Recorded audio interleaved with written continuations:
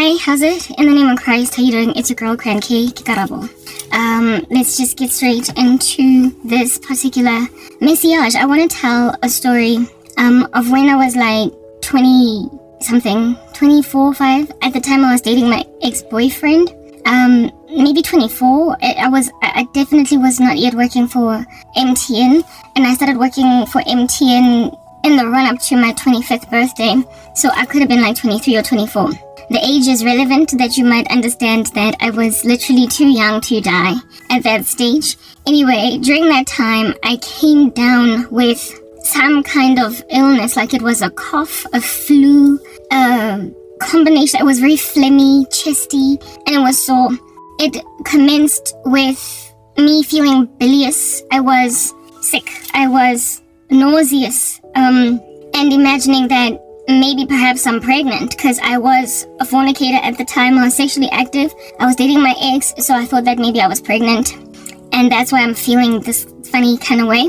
But it was not just the biliousness, the nausea that was all up in my grill. It was also coughing. I was coughing like I was very, very, very chesty, phlegmy, and it was painful coughing. So I embarked on, I also worked a job at the time in the call center. Is that a call?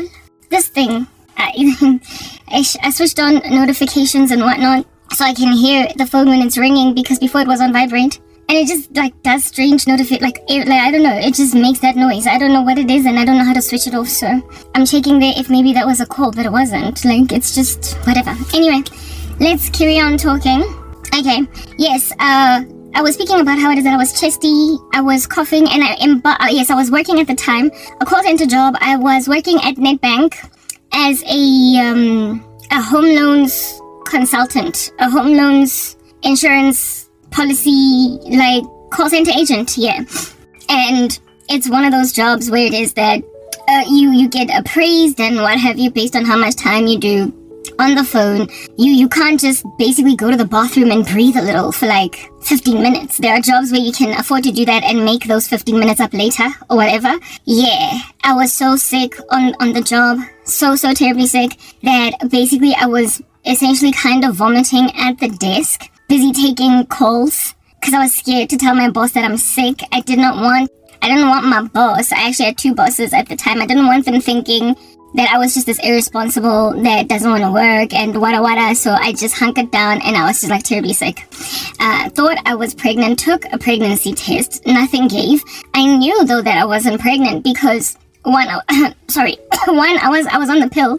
Not that the pill is a fail-safe, but I don't know, I was on the pill, and on top of that, I was not just vomiting. I wasn't just vomiting. I was also chesty, coffee.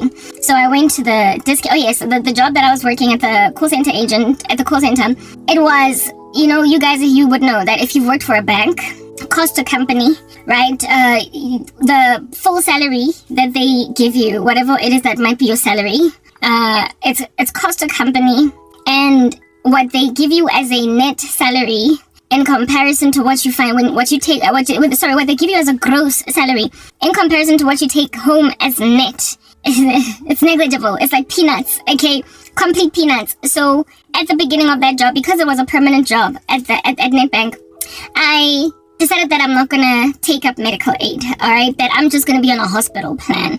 We had to be on some kind of plan medically, so in order to make sure to basically give myself more take-home money, because I was busy taking myself to school, I needed more money than what I was making. Basically, I compromised on a plan for insurance, for medical insurance, so that should I fall sick or whatever, I can just go see a doctor. I only hooked up a hospital plan where it is that should I get in a car accident and have to be hospitalized, that'll be catered to. Should basically things get to a point where I need to be admitted, then I'll be fine. But if at all I'm sick, I told myself that I'll just take out $500 and see a GP. I'll just take out, at the time it was like 250 to 300 rands. I'll just take out 250 to 300 bucks to go and see a general practitioner, and they'll give me a prescription, and then I will pay for that prescription cash. Seeing as I was young, vibrant, healthy, and I imagined that there's no way that I'm gonna fall sick. or at least not too hectically. I'm not going to need medication that's going to basically break bank all up in my grill. Anyway, I was on a hospital plan. That's what you need to understand, because my job was not paying very much. And here it is that I am as sick as I am, like a dog, and I am delaying going to a doctor because I don't have medical aid, and it's a time of the month where it is that, that when you're living hand to mouth, when you're just between, like when you're in the middle of the month, in the most dry, most arid, most deserty time of the month, where you've got just enough for taxi fare to get to the end of the month. You have depleted all of your money and you've got enough for taxis only. Alright? I was in a desert zone with just enough to keep paying taxi fare to go to and from work. I therefore did not have money to part ways with 250 thing, right? To go and see a doctor, for crying out loud. So I decided to become my own GP, my own little doctor, because historically I have historically been very blessed by God with a very, very, very strong immune system. Frankly, I blame what I did to my body as a child and how reckless I was with it. I blame, or I attribute my very strong immune system to my irresponsible ways with my health as a child. Because then I developed this very strong, because I had to basically come up from near death as a kid. And upon recovering from things that nearly killed me as a child, I just have never really been a very sick adult. I have once before, being sad and being mad at my mom, I once swallowed a whole bunch of pills, basically threatening suicide, and I was sick like a dog. And after that, I recovered without there being much. And I believe that time, those times when I was doing stuff like that, basically caused my body to just be super strong when it comes to anything that could come at it from the time I was a child. Stuff that was supposed to kill me, because I didn't die, it sutured me on the inside, and my immune system then became this beast, okay? So I was barely sick, and I told myself, and I say that because throughout my upbringing, I barely went to doctors. I literally I would get sick with things that kids in school would have to be off for a week over.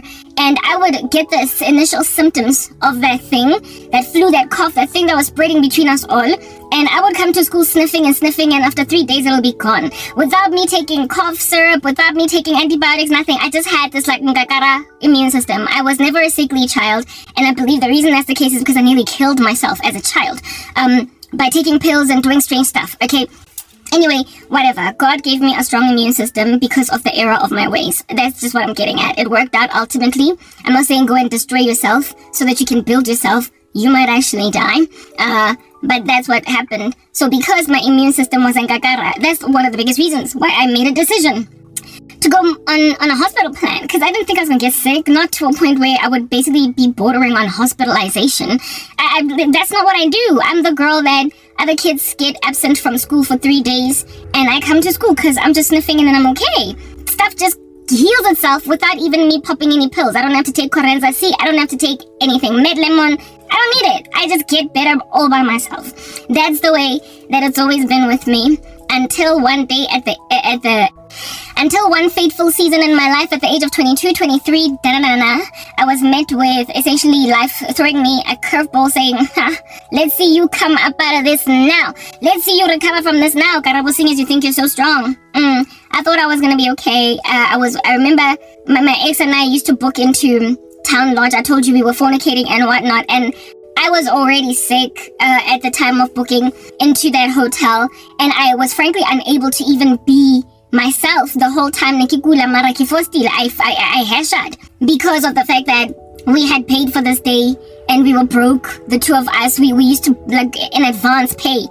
Can you save up to be able to book into these hotels, because none of us had our own apartment, none of us had our own places. We both stayed at home with our parents. So in order to basically sin against God, we would save money for booking into these hotels, into Town Lodge in particular, right? We would bid to stay, and because we had already paid in advance, bidded to stay, I went anyway to Gula. I was literally vomiting. So the whole time, essentially, my boyfriend was out here, on some there, you'll be okay. He had to feed me and whatnot. It was horrible. I was sick in front of him.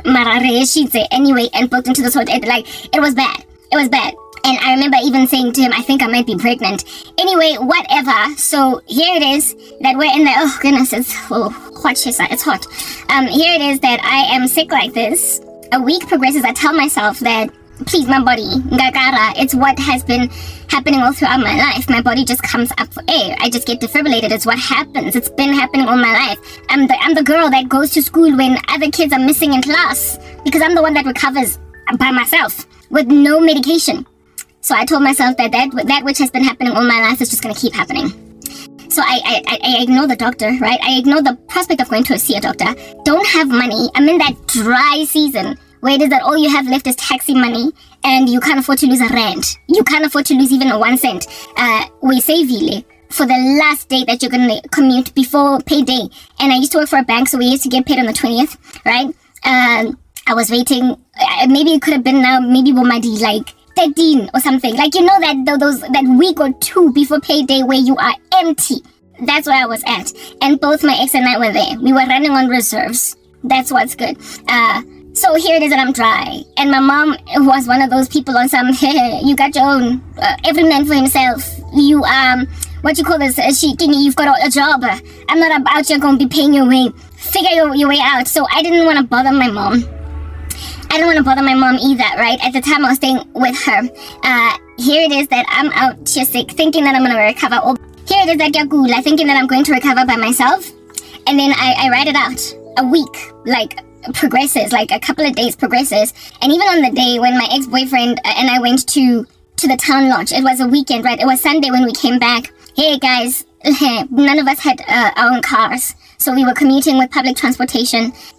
I was sleeping on his lap throughout the taxi ride. My mom has always loved to buy properties that are 10,000 kilometers away from the taxis, where the taxis drop you off. So it has always been a ridiculous walk from where the taxi drops off to home. Like maybe 1.5 kilometers or 2 kilometers. Like, yeah, my mom has just always bought these weird homes where that was a thing for me. Okay, yeah. And my ex and I then walked, right, in the blazing sun. It was so hot.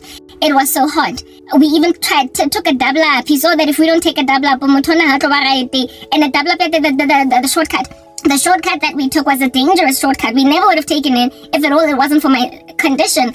There were stories of these bushes, of people having been mugged, robbed, raped, and whatnot. And my ex and I took that detour anyway because I was literally passing away. He was not exactly a bodybuilder that could carry me from the taxis all the way home. He was just a regular skinny guy in and of himself, was in his 20s or whatnot. There was nothing that my ex could do other than really just like the two of us toiling the shortest route to get you home type thing.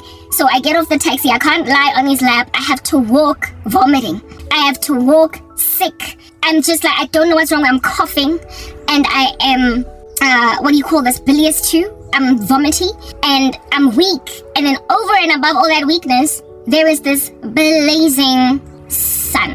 Okay, it's summer, and I just can't deal with the heat now. There's like heat exhaustion all up in my fingertips and in my bones. And we're walking through these bushes from the place where the taxi drops us off, trying to pick up pace as fast as possible so we can get home. It's really hard, but I know that there's no way that I'm gonna lie down on the floor go packing. I'm not gonna lie down on the floor in the bushes. I'm not gonna lie down on the floor in the street. I gotta just keep striving. But try to walk when you're sick. I've had experiences in my life where because of a lack of transportation, because of a lack of a car, of my mom or the domestic worker or whatever, I have had to walk. It wasn't the first. I've had to walk to a clinic that was very, very far away. Like as a child, like my experiences are so similar all throughout my life. Like it's weird. Like vomiting as a little girl, and the domestic worker can only carry me for like maybe 1 kilometer. After that, she gets tired and has to put me down, and I gotta walk and take a car. It's like, it's been a thing. All right. Okay, I had to use the bathroom in the middle there. I was pressed to pee. So if I'm huffing and puffing, that's about. Anyway, whatever, So it's been a thing. Like I've had experience like similar circumstances in my life that have happened. It's almost as if though the Lord has been foreshadowing an eventual time in my life that would come. He has been foreshadowing it for a minute through multiple instances to show me the culmination of all of that predestination, I guess. All of that pre-preparation, I guess, for one set time. When I was indeed like maybe 4 or 5 years old, I also came down with something horrible. I was very, very sick. My mom and was still staying at my grandmother's house because after she, and maybe it could be 5, 6, I don't know. My dad and her were already divorced at that stage, and we were being taken care of by the domestic worker during the day when my mom was at work and what have you. And I got really sick, and my mom gave the domestic worker money to take me to Tladi Clinic. Tladi is where we used to stay. To take me to Tladi Clinic, which is a public facility, a public clinic that actually was actually quite excellent. Anyway, whatever. So this domestic worker, Ostrogina, carried me for the majority of the journey. I was a young enough child for her to pepa, you know. But she was also in the like blazing sun. She was also walking kilometers upon kilometers. Plus, I was not so young that I would be so light that she can carry me like a baby all the way to wherever. So she had to every so often let me down, you know, to walk by myself. And during the times when I was walking, guys, it was just like the stuff of movies. It would be so sad to see it, like vomiting on the side, and her being like askisi, and then picking me up after the vomiting and then putting me down again, because the journey was literally that ridiculous. It was that far. She had to walk because there was no taxi route from where it is that we stayed in Tladi to Tladi Clinic. It was literally several kilometers, but there was no taxi route connecting that. So we had to walk, and that whole same thing happened yet again when I was now 23. And this time around, instead of it being my domestic worker, it's my boyfriend. And my boyfriend ain't got the kinds of muscles that a man would need to carry a woman perhaps 1.5 kilometers, 2 kilometers to where it is that she's walking. So all we leaned on was this double up, this shortcut. Okay, and went through the bushes and everything while I was busy vomiting, taking a break to breathe, vomiting. Ultimately, I get home, right? Yeah, my mom knew my boyfriend and everything, and because I was as sick as I told myself that this thing is gonna leave on its own. All right, it's weekend now, so I'm not at work. I'm telling myself, "Uti zos hambela this thing." I get home, my mom sees Uti nyakula. And usually my mom never used to let my boyfriend and I be in my bedroom together for obvious reasons, right? But this time around, so she let my boyfriend at the time, she let my boyfriend basically keep me company while I was lying in bed, because first I was like lying on the couch, right in front of her eyes, because I get hang out you and your boyfriend where I can see you. That's basically my mom's rules, right? So I was in the lounge, lying down on the couch while my boyfriend was just kind of sitting there. And my mom was like, "You can go sleep in your bedroom. You know, you can go because you can go and sleep on the bed because I can see that you're not okay." So I went and I slept in my bedroom, and my boyfriend was there with me, essentially, for like maybe an hour or two before he then left and went home, right? He went back home to where he stays. Type setup thing, and that's the way that I was on Sunday basically the day before work. I was not about to call in sick, because in order to call in sick on a Monday, you gotta have a doctor's note. Plus, go call centering, everybody is suspected of, you know, ill behavior, irresponsible activity when you're still at that lowly position in terms of your career in corporate. Until you've proven yourself worthwhile. And I was not working at that company for long enough for me to be out here just being absent on Mondays, right? So I basically go to work, kill it like that, on Monday.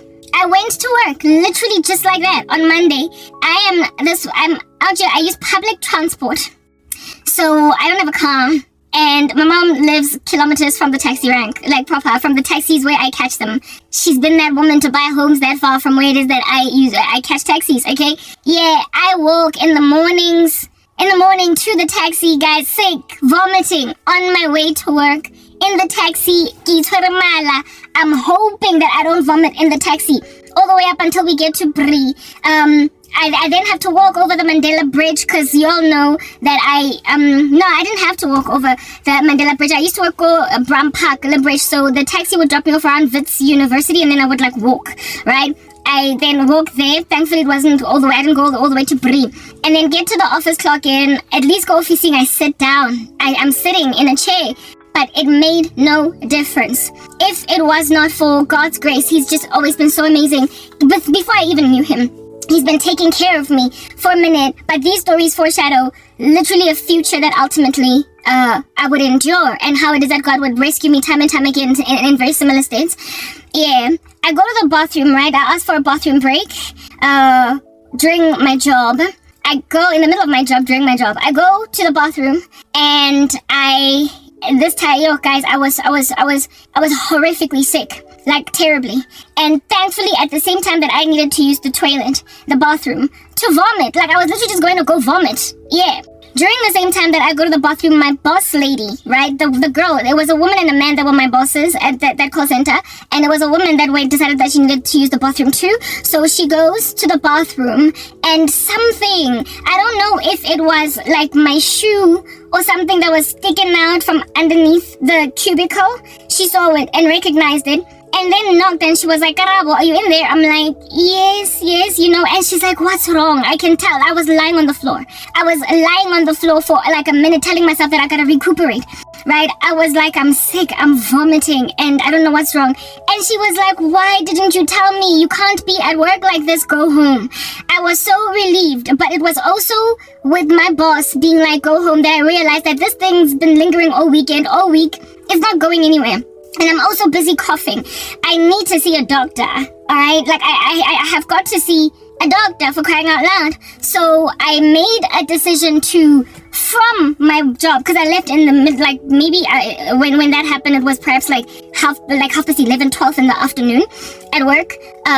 So it was still basically, practices were open. Doctors' offices were still open at that stage. I made a decision that even though I'm left with just enough money to commute, just enough money to take taxis to and from work for the rest of the month, I am going to use my money to take myself to a doctor, right? I'm gonna use my money to take myself to a doctor, and then I'll ask my mom or Antuse type thing, because I thought my mom would be like, oh, you've got your own job, you must pay your own way, type thing. I thought my mom would do that, but then I was like, she'll understand. Oh, by the way, I had gone to like a chemist, seeing as I was coughing. I went and I bought Vicks VapoRub to put on my chest to loosen the cough, and I also went and got over-the-counter like cough mixtures and stuff. I finally did that because I initially was not self-medicating. I then self-medicated and nothing was working. And yeah, so I was out here, a woman inhaling Vicks VapoRub every couple of hours in the evenings. I finally decided to stop at a doctor's offices, right? Instead of at home, like the taxis dropped me. Like the way it is that this doctor that I went to was perhaps 2 robots from where it is that I got off. So I got off 2 robots earlier by the KFC to go to a doctor's office. And the thing in this doctor's office, I only decided to go there because I remembered that there's a doctor's office there, because when we were driving past it, when my mom was driving past it, it said, Doctor this, right? So I knew that there was a general practitioner there. It's not that I had ever been there before. I did not have a personal doctor. I'm not anybody that I trusted. Plus, I was not on medical aid. Plus, I had not needed to go to a doctor, but I knew that there was a doctor's offices there. So I stopped. So I went there, and just basically without an appointment, right? I went to that doctor's office without an appointment in the afternoon, and thankfully he was open, he was available to see me, that doctor. I asked at the reception, because you gotta find out, because you're about to part ways with money you don't have. How much is it? And indeed it was about like $250 to $300 for a consultation. So I'm like, okay, fine, whatever. I'll pay for that. I've got the money. This doctor sees me, right? His office is empty at that particular moment. He's got all the time in the world essentially to cater to my needs. He is around, all right? And there's no client coming inside, at least not for a few minutes. You can actually do proper checks on me. Here it is that this doctor asks me, okay, so what's up? I tell him my symptoms. I'm coughing, I'm vomiting, I'm feverish. I actually got let off work. I got given a reprieve to get out of work, precisely because I couldn't even sit up in my chair, and my boss gave me an opportunity to come see you, so yeah, I basically explained what's going on and what's been happening and for how long it's been going on. And I'm literally like drowsy in front of him. I'm a mess. I am outwardly a mess. I am visibly a mess. This doctor then, upon looking at because you know how when the receptionist at the doctor's offices will make you fill out forms, he looks at my forms, realizes that I don't have medical aid. I am on a hospital plan. He then asks me again, so you've only got he literally looked at me in the face and said to me, so you've only got a hospital plan. This is a man, the Hippocratic Oath, and never mind that, but all these oaths that these doctors make, among them is do no harm. Do no harm. Do you understand what I'm saying? Like, if you can tell that a person is dying, you better let them know at least. And if you can, like, he did not want to be responsible with me. He did not want to be responsible, but this man knew I had something hectic. And you could tell with his apprehension and how he was shuffling in his body. But he knew that the thing that was hectic was not going, like, a person with my lowly job, only on a hospital plan, was just not going to be able to afford it. So I was just another number to this man, y'all. I was just another number. He looked at me, looked at my forms, realized that I was not on medical aid, and then was like, how are you going to get your prescription? I was like, cash, I'm going to be paying it for myself. He then was like, what do you do? I tell him I'm a call center agent. He realizes that this is a woman that doesn't have the resources to pay for what it is that is actually the medical help that she needs. So what did this man do?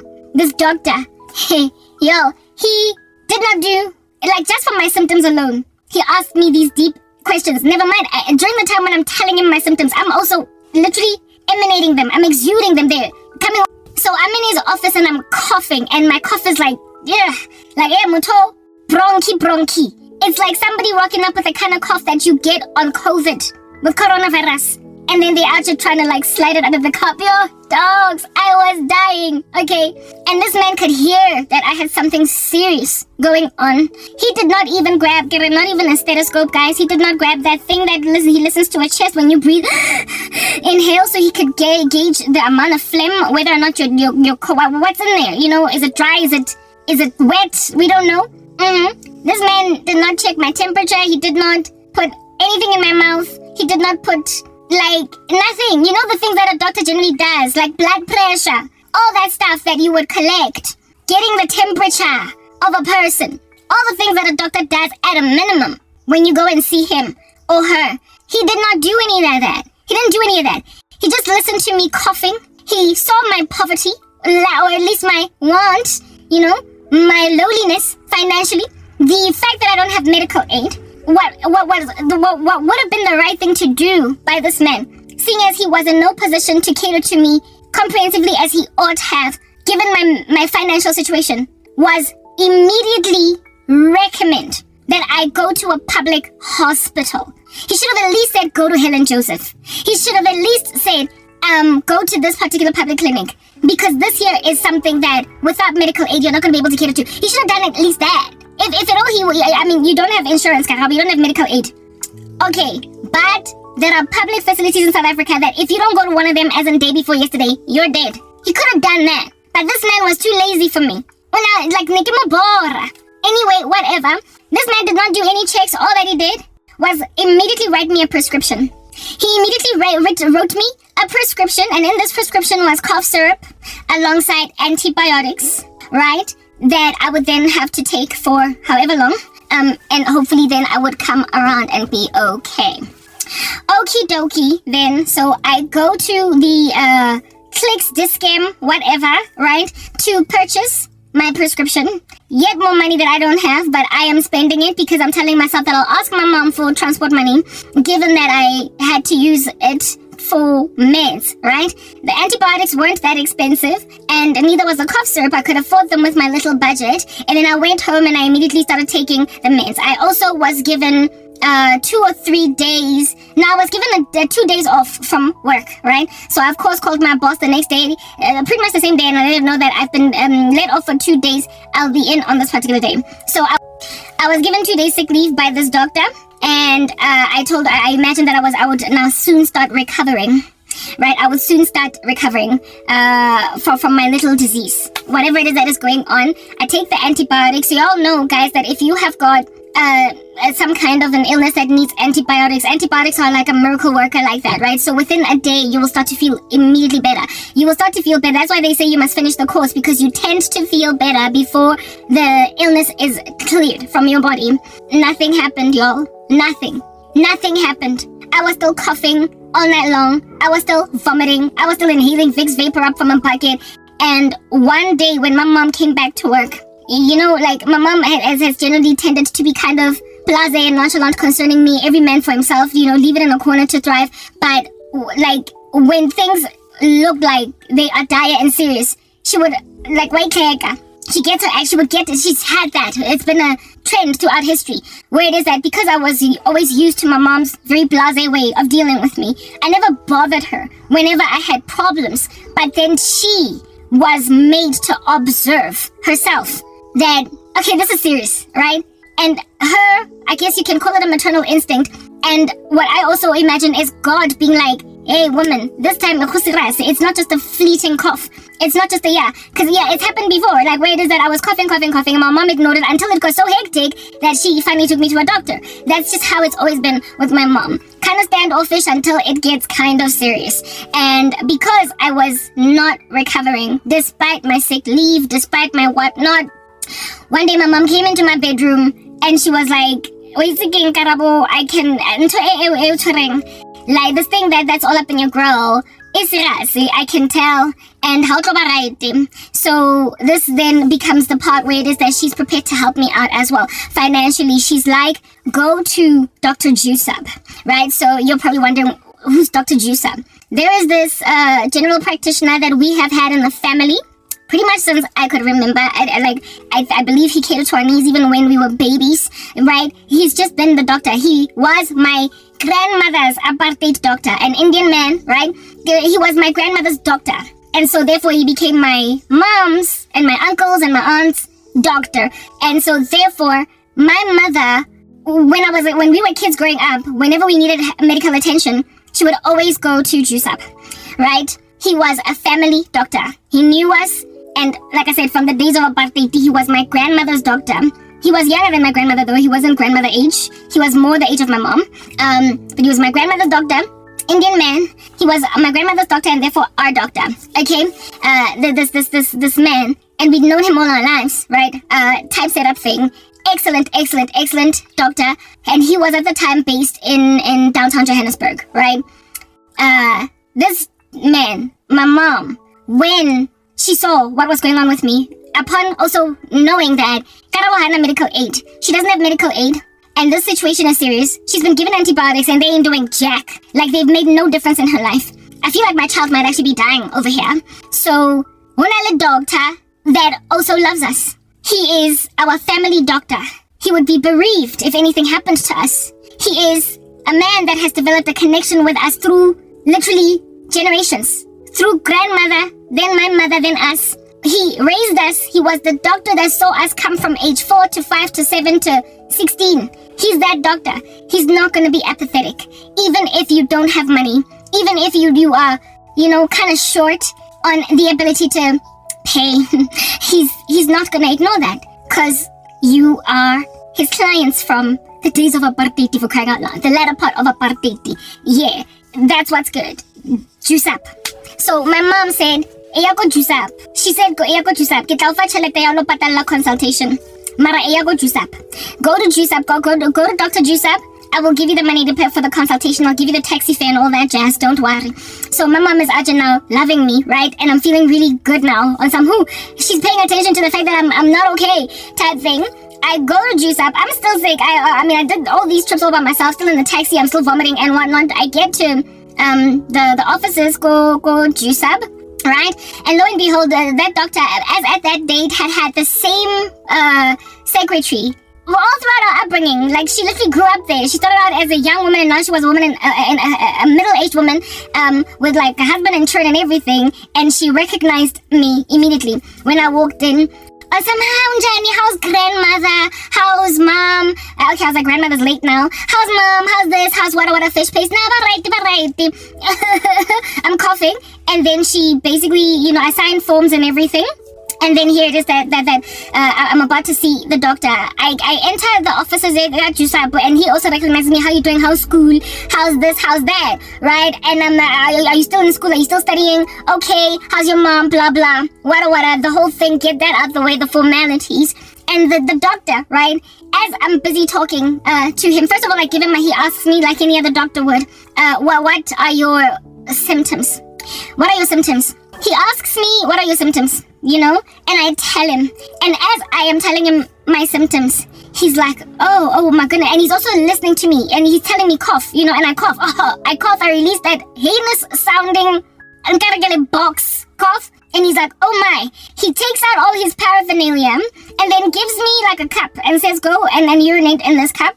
I go and I urinate in the cup, and then he tests that urine like ever so immediately, types it up thing, right? Takes all different kinds of tests, like blood pressure, whatever a doctor does, right? He did all that on me. And then he grabs his little stethoscope thing, puts it on my chest, and listens to my cough, and he's like, yo. Like, literally, the look on that man's face was horror. He was in shock that I took that long to get to him. He was like, what in the world? Like, I basically had an advanced stage of pneumonia. I told the doctor, I was like, I thought I was pregnant, but I did a pregnancy test and it came back negative. But I mean, it can't just be pregnancy because I'm vomiting, and I'm not just vomiting, but I'm also coughing, and I'm weak. Like, physically, my body was very, very weak.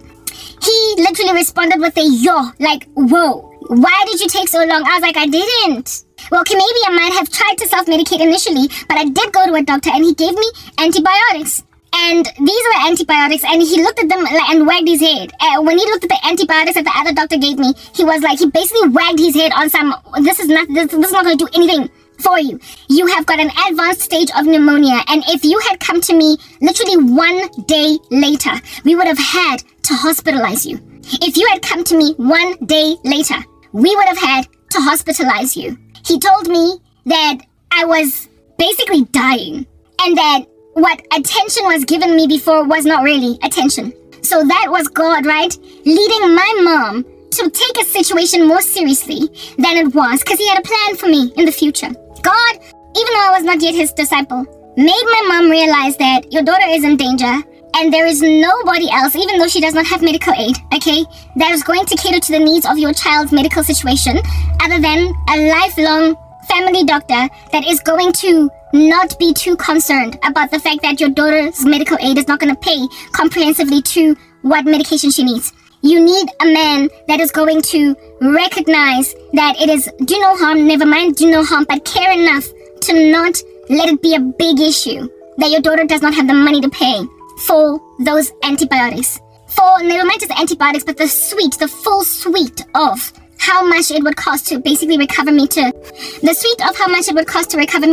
thing that made that other doctor essentially even refuse to do any tests on me and just give me some whatever generalistic antibiotic that did nothing for me. Like that thing that was going on inside me was so hectic that it did not respond to the initial antibiotics. So it was essentially like a superbug. Do you understand what I'm saying? And here it is that I'm dealing with another doctor. Or another doctor's dealing with me, and he is shocked and is telling me that if I was not there 1 day earlier, if I had rocked up even a day later, I would have had to be hospitalized, that I was essentially on a deathbed. I was dying, guys. I would have died outside of Christ and gone to hell. Anyway, I would have passed away, and my ex would have been probably so traumatized because he would never have imagined that in the hotel, and the thing that the thing that caused me to be let off work early on one particular day would result in the death of his girlfriend. He would have been devastated because the guy had already lost his brother too. So, like, he would have just been shocked. Anyway, whatever. This thing was killing me. I was dying, and you know how people like that, like if you leave a disease and a sickness of that nature alone, people tend to pass away one danger fella in their sleep. They tend to just not wake up. They collapse and they just don't recover. Like, that's what happened with my grandmother. Actually, my grandmother passed away from that kind of advanced stage of pneumonia. And she one day was sleeping, and then while my cousin was busy doing whatever around her, she took one last breath and just died because the pneumonia was that hectic. Even though she was on antibiotics and everything, chances are with my grandmother, it's because she was already late, like advanced stages. She was old. She was already old, and her immune system was probably already just kind of messed up and whatnot. But the same thing that killed my grandmother, that nobody expected her to just suddenly die because she was on medication. She was supposed to come back. She was supposed to recover. It took her. And my cousin, shocked out of his mind, watched my grandmother die, taking one last breath and just pass away. Next thing we are just getting a phone call, right? The same thing that killed my grandmother nearly killed me at just 24. Okay? So I was gonna one day just take a breath while I'm sleeping at night and then pass away. My mom was gonna wake up and everybody was gonna be screaming in the house because Karabo passed away. We didn't know that it was that hectic. But she's gone. Yeah. But God had another plan. God wanted to call me. God had plans for me. I was not supposed to die. I was in my sins. I was not supposed to go to hell. I was supposed to do what I'm now doing. Okay, I was supposed to live through it. But I have been at the precipice of death before. So Dr. Jusab then gave me some super bug antibiotic, I went home with like a plastic of medication. Everything, like a heavy plastic of medication. He then gave me the whole week. He said, you cannot go back to work. You have to recover. You have to rest, right? He gave me the whole week off, the rest of the week off. So basically that other the other sick leave note from the other doctor just got swallowed up and made null and void by the new one. So I had to take the whole week off, okay? The whole week I was off these medications. The whole week I was off work. And not only did the doctor find that extreme case of pneumonia in me, but he also found that I had a urinary tract infection too, and he attributed the urinary tract infection to the sun. Remember, I was walking in the blazing sun. He said that this thing that you've got, when it comes together with too much heat, it can cause something going on in your body. He explained it. I didn't understand exactly, but I had a urinary tract infection.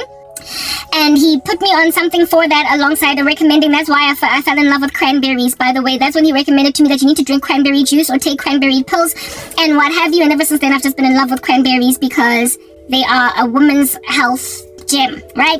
That's why my name is Cranberry K. Anywho, it started from that time. He recommended, he prescribed those. Not only did this doctor, listen to this, right? He didn't just prescribe all this stuff to me. He gave me the medication. He gave me the medication. Y'all need to understand, this doctor diagnosed my illness appropriately, made it clear that this is a dire strait, a dire situation, understood that I'm broke, I'm poor, and that's likely why, after all these years, I went to him. When days are dark, friends are few, where when you abandon your OG GP, because Oko downtown Joburg and Wamunyaza, you busy going to all these other ones in Lani, in suburbia, yeah, and you abandon the one that's actually really truly got your back, but now when you're dying without medical aid, you go back to him type thing. Yeah, that's what we did over there.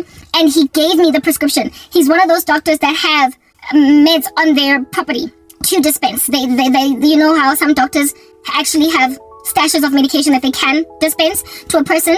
They not only prescribe, but they're like low-key a chemist in and of themselves. The doctor gave me every last thing I needed. Understand, I only paid like $250 for the consultation. But he gave me medication for free, like he was a public dispensary, a public hospital. He gave me every last pill that I needed to take, including the cranberry pills, the medication for the urinary tract infection, the super bug antibiotics, the thing to restore my liquids, like whatever it is that was. I went home with a plastic bag full of medication and instructions as to how to take it. This doctor not only treated me, took all took my situation very seriously, but he also finished the job. He was like a Christ figure that way. He was, you know how Christ is called our heavenly physician? Physician, heal thyself.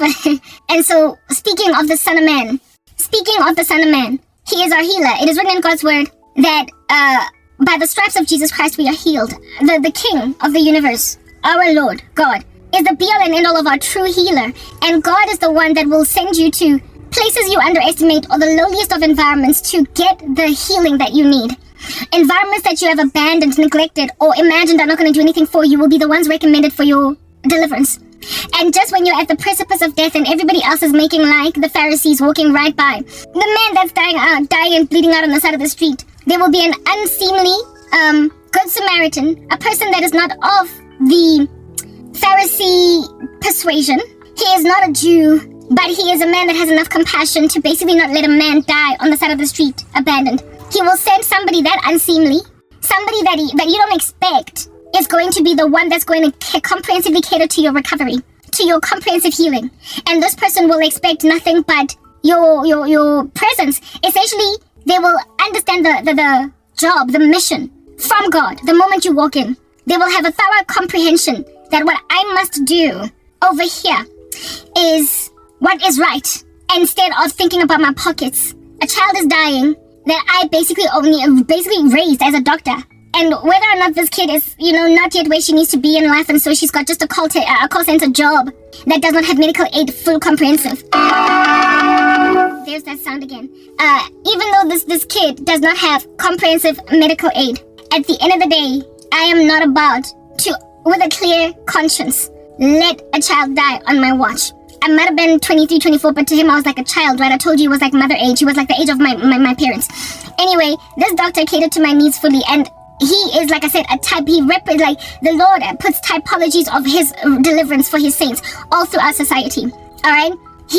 They're all over the show. The foreshadowing of what he's going to do for his children in the scriptures has often been through earlier times than that. Like Moses was a type of Christ, evidencing how God is going to set his people free, and how it is that Christ had to be hidden. Joseph was a type of Christ. David was a type of Christ. You get my point? Until ultimately we dealt then with the actual Christ, the real Lord, right? Type setup thing. So all throughout our lives, we also are given types of Christ, in the sense that the Lord will always set up men or women in society in certain positions in order that they might come in really nice and handy at a time when the person of the promise, the child of the promise, the Moses, the David, the Joseph, that needs to be hidden for a season and made to survive until they can walk in the fullness of their purpose. Yeah, to cater to those needs. God will always raise somebody up to hide Moses from Pharaoh's decree. Hide, David from the wrath of Saul. Hide David from the wrath of Absalom. You get my point, guys, right? Yeah, he does that even with modern day. He's still doing the same thing. It's written in God's word in the book of Ecclesiastes that there is nothing new under the sun. Nothing new under the sun, right?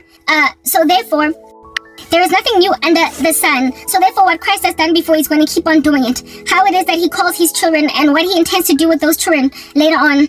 There tends to be something in your past, if you can look back at it, that happened that foreshadows something that is much bigger than what happened in the past at a grander scale, but with similar nuances, similar undertones, similar ways in which the situation unfolds, unravels. And then you see, whoa, from long ago, God has been showing you a prophetic foreshadowing of this time that you're in now.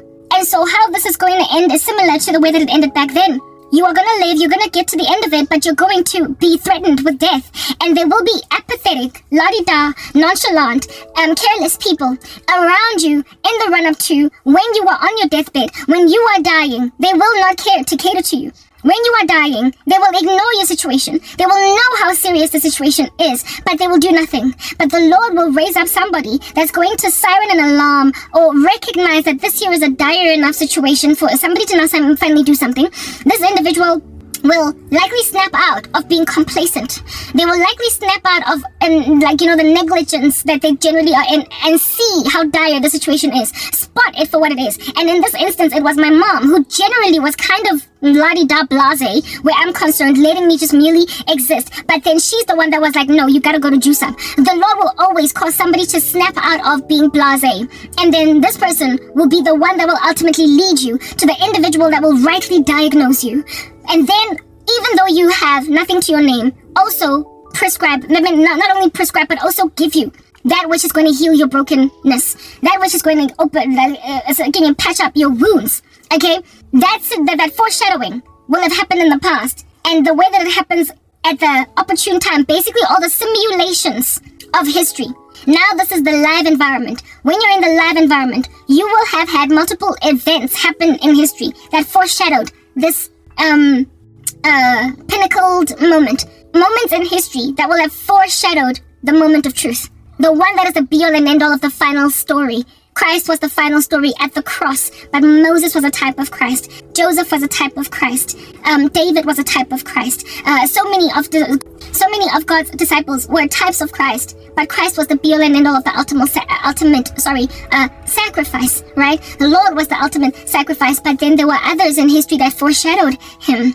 And so we find healing in the fact that God does not leave nor forsake us, and even when there is a blasé, nonchalant, kind of negligent atmosphere around you, the Lord will snap a person out of something at the opportune time. And he will also send you where it is that somebody is going to not be pedantic about silly things. They're not going to be pedantic about the fact that you're not on medical aid. They're not going to be pedantic about the fact that you haven't been here for years. Now, all of a sudden, because you need help, you're coming to your old school GP. They're not going to be pedantic. They're just going to understand the mission. And they're going to pat you up and they're going to send you home, and they're not going to expect anything. They will recognize that they've been put in the position to be there to heal the wounds of someone that the Lord had never ever intended should pass away. That this person was not supposed to die. They're supposed to walk in their calling, in the fullness of their purpose. I was yet to know the Lord back then, but I had a call on my life, and I would ultimately respond to it at the age of 26. But at the time, I was a sinner, and I didn't realize that God rescued me back then in the same way that He's going to just keep rescuing me for the moment of truth. Alright, yeah, so Jusab gave me all that medication, and lo and behold, just as indeed I have always suspected, antibiotics work almost immediately. Within a day, you feel so much better. You're right as rain. Within a day, the medications, even though I underestimated them, that's the thing, right? After Jusab gave me the meds, right, he rightly diagnosed me. As soon as I started taking the meds that he gave me, I underestimated them because I thought, the other doctor gave me antibiotics and I didn't recover. Jusab also gave me, by the way, his number personally and said that if you don't recover, call me. If you don't find yourself getting better after a couple of days, call me. Doesn't matter what time of day it is. Doesn't matter what time of night it is. I'll come through. That's how serious the situation was. That's how worried he was about me. And that's how much he said to, remember he told me that if I had not gone to him a day, or if I had gone to him a day later, I would have had to be hospitalized. This is a man that knew that I didn't have medical, I was on a hospital plan. So if I had gotten hospitalized, I probably would have gotten the comprehensive care that I needed, right? Type of establishment thing, but he did not want it to get to the point of hospitalization. He was trying to avoid hospitalization. So he gave me his number personally and said, call me should things fall out of whack, and I got you back, type thing. But I didn't need to. What medication he gave me was enough. But he had put himself in a position to essentially respond to me the way that a doctor ought to respond to his patient should the situation have gotten worse, because he saw that I was literally that advanced in this illness. Even though I underestimated his medication, because the first doctor's medication didn't work, do you understand? It worked, however, literally within 24 hours. Within 24 hours, I was feeling better. I was walking up and down in the kitchen, pouring some orange juice, etc. I was no longer basically crawling around the house. I was walking. I was breathing better. I was still coughing and was getting disgusting now because the cough was being broken up and I was being phlegmy, but I was healthy. I could sit now and sit up on the couch watching TV. Whereas before I would have to be scrunched up, like my stomach was hurting. I stopped vomiting, all that. Within just 24 hours, I was like, whoa, look at me recovering. And I felt so good for feeling better, because when you're sick, you know how you hate being inside your own body. So I immediately recovered. So what is the moral of that particular story is that where it is that, like, if you've suffered for so long and if you've endured so much apathetic treatment of your person, if you've been disregarded for so long by people, and if you have been inappropriately reacted to in a sorrow or in a sickness, when finally the true solution, the true salva, the true salve on your open wound rocks up, the true bandages, when they truly come to truly heal you, you will undermine them, because it's written in God's word that hope deferred makes the heart sick. And a longing fulfilled is a tree of life. But a longing fulfilled is a tree of life. So when people have been ignoring you, and every avenue of help for your sickness that you have gone through has only ever borne thistles and thorns instead of, honey and milk, you will think, "Ay, Suga, this is yet another thing that is going to make me have to go to another GP that's a little bit more reliable." And so you will be pleasantly surprised when your longings get fulfilled, because your heart was made sick with unbelief. Your heart was made to feel as if, "I, Suga, I've been there, done that, over and over for years I've been suffering. Nothing's gonna give. Nothing's gonna give." You will undermine the final doctor that God has set apart until it becomes clear that, okay, this was the one that God truly gave me. So you will slowly but surely start to trust again. You will slowly but surely realize when you are recovering that this is it. Breakthrough, when it comes to a saint, tends to be that way. You tend to have gone through so many almosts, so many hits and misses, so many mishaps that looked promising, however, initially, right? You will have gone through all of that and undermined. My battery is running out. Like, you're killing me. What in the world is going on? You will have tended to undermine. Okay, let me just speak for the last few minutes, and then I'll finish this message after my phone charges for a little bit longer. Okay, yeah. You will have tended to underestimate what under heaven it is that is the thing that is now actually truly healing you. You will have been inclined to underestimate it, but it will be clear over time that this was the real deal. Okay, so I don't lose my train of thought. I am chilling in front of the sliding door in the house with the phone plugged to a charger. Yeah, that I'm telling. So we're good. It's a bit loud with birds chirping outside. It's it's very, very distracting. But anyway, whatever. Yeah, no. Yes, I was speaking about how it is that sometimes you underestimate when God ultimately brings your breakthrough. You underestimate that this is what it is because you've already been through so many hits and misses, so many failed moments of rescue, so many things that looked promising, that looked like this is it, and then next thing it's not it. Next thing it's fool's gold. Next thing it's a trick. It's a counterfeit. It's a counterfeit. So you will have gone through so many counterfeits in the run up to your ultimate breakthrough that you will literally underestimate the real deal when it does finally come. When you are finally met with the opportunity that is the one that God was doing, the thing that God was doing all along, when that finally comes through, you will be inclined to imagine that this is just another one. And that's what I did with the doctor, right? I underestimated even him, and within 24 hours, and the fact that the healing in my body happened so quickly to a point where I was able to walk around in the house fresh and watch TV and all that jazz, tells you as well that how God tends to work even with breakthrough. He will endure you through the night of weeping. You know how it's written in God's word that the weeping may endure for the night, joy comes in the morning. You will endure weeping for the whole entire night, and that night will be very, very, very, very, very long.